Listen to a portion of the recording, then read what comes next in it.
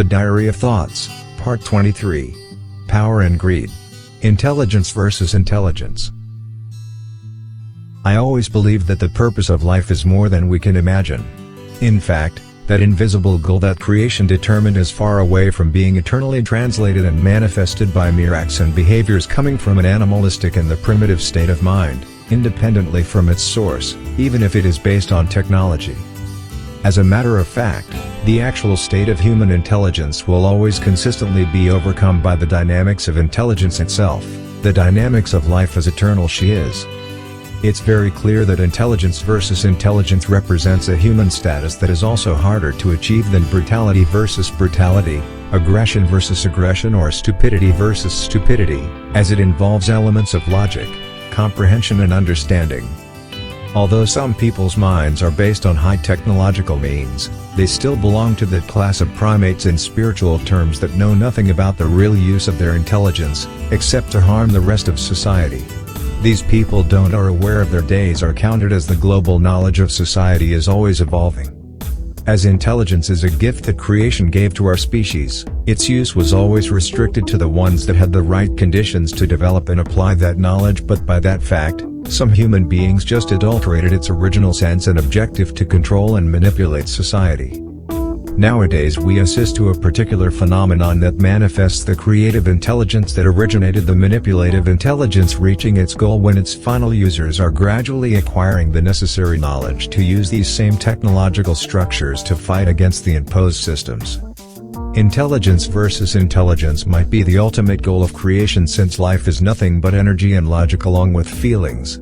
It's sure that this whole process of economical and political mess that we are assisting nowadays is very far away from the word logic.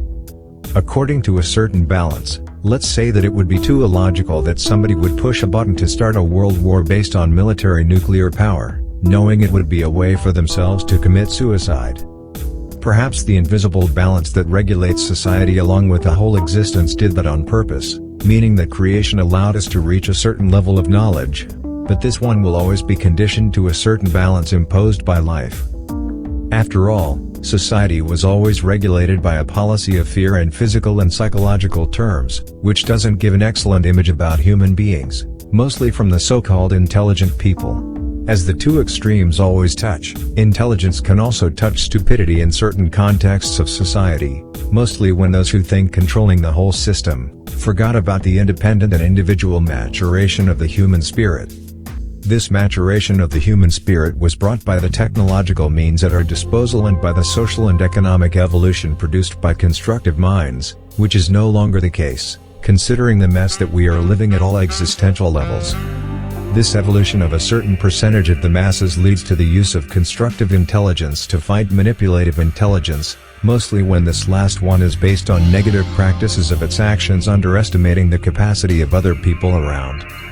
One of the recent examples concerning this simple principle of intelligence versus intelligence is the one of Eric Cantona, when he calls all the people to withdraw their money on the 7th of December, 2010 as a protest against the bank policy. As a matter of fact, banks can be called as legalized criminality, nothing different than that. In this precise context, I have to tell you that I admire someone that introduces a simple idea like that, being able to change the whole economic system radically, even at the point of completely crashing its foundations. Sometimes, pure and simple ideas can lead to greater solutions if they're applied to the right purpose. Even primitive people by their mere reasoning found and still seek solutions for their lives. We can use the manipulative intelligence to fight for our rights and completely turn their policy around power and greed. Let's not forget that all the problems in society were always at the origin of these two elements, and the fact is they evolved in a bad sense due to the notion about the word globalization. To be more precise, before it was harder to control society like nowadays with all the technological means at their disposal. The control of the masses by manipulative virtual means of economy and reality went too far away. But all this process implies risks for both sides, as intelligence can be used against intelligence to change the system by the application of the existing technological platforms that were supposed to control society in general. Of course, it is impossible to create economical structures without rules, but when those rules are being manipulated by the economical system itself, allowing that virtual economies will be set up on behalf of a minority and over the work and mostly the future of society in general, then there is an enormous problem. In my opinion, this is a manifestation of pure stupidity and not of intelligence from the ones that play with people's lives and minds as they are putting their future at stake along with other people's future, since the continuity and evolution is in peril due to this practice. Without an economical structure or foundation as banking business, there wouldn't be any development in society. The problem is that those institutions continually abuse their power to attain virtual economical goals, which at long term won't be fructiferous even for themselves. What we can verify at this precise moment is that there were super mega projects that were achieved under an artificial economy, which means that the material is there, built on the ground, but the virtual financial resources to accomplish these don't exist anymore. The big problem that is presented to those who created these mega dreams is that they have to be paid by a non-existing economy. But this also means that artificial economy can be created, not only to invest on super mega projects but also to stop famine all around the planet and develop society in general. Contrary to this, the reigning intelligence invests in the same way as old Egyptian pharaohs did while building their pyramids, using slavery as a means to achieve their mega dreams of eternal power and glory.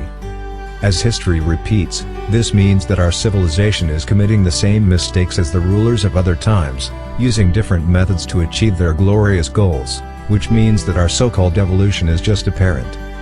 If the intelligence of implanted economical systems created something based on virtual structures, then it means that intelligence can touch stupidity in every sense of the word, as these systems are so fragile. This fact can be proved by a mere idea that can put in question a world economical system like Eric Cantona's.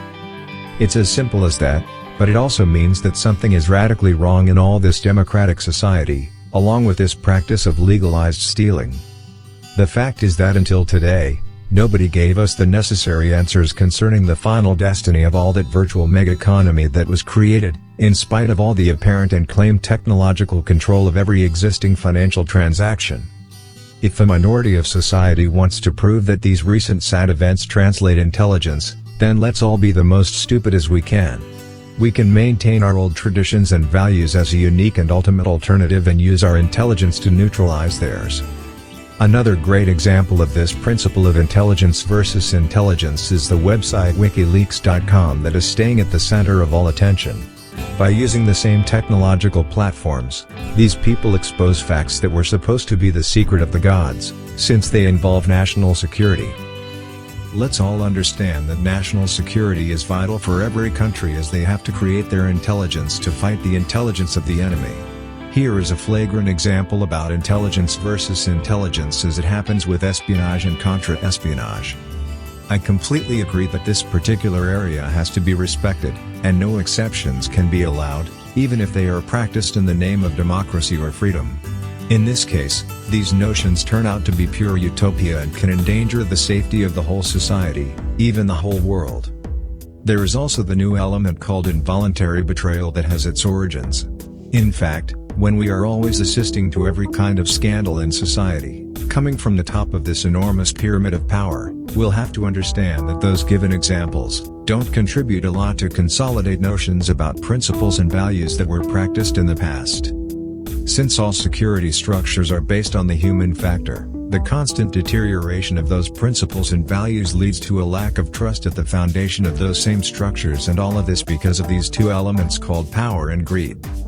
Due to the contradictions of action and practice coming from the top of the pyramid, their executioners become corrupt and break a channel of trust that was supposed to exist, but it's no longer the case, as the prime examples of fidelity and respect aren't present anymore. We have examples of banking professionals breaking confidential information of their clients and selling it to foreign authorities, independently from the source of some existing fortunes. It's not the question now to judge the origin of those fortunes, but mostly to analyze the lack of the ethic principle that is implied on that attitude. If those fortunes exist in the first place, it's because legalized financial structures were created to allow that kind of situation, the same thing as to create a disease in a laboratory and complaining about its related epidemic consequences. In this precise case of WikiLeaks.com, We assist to the betrayal of principles of absolute secrecy, proving that the word fidelity is no longer present, or maybe that the existing contradictions within the top of the pyramid originated this attitude of protest and exposure of their system. This leak of information also proves the fragility of national defense security systems, identical as it happens now with Eric Cantona's action and concerning the world economic system. These so-called systems are so fragile after all, and surely very far away to represent the old pharaoh's pyramids. Even those empires perished after some centuries.